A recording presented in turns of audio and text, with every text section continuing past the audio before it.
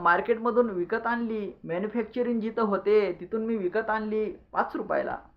त्याला मला घरी माझ्या दुकानापर्यंत आणण्यासाठी मला खर्च आला 1 रुपया, झाले 6 रुपये. आणि माझा स्वतःचा मी त्याला लावणार दुकानाचा किराया, हमाली, भाडं, जे दुकानावर नोकर चाकर आहेत त्यांचा 1 रुपया, झाले 7 रुपये.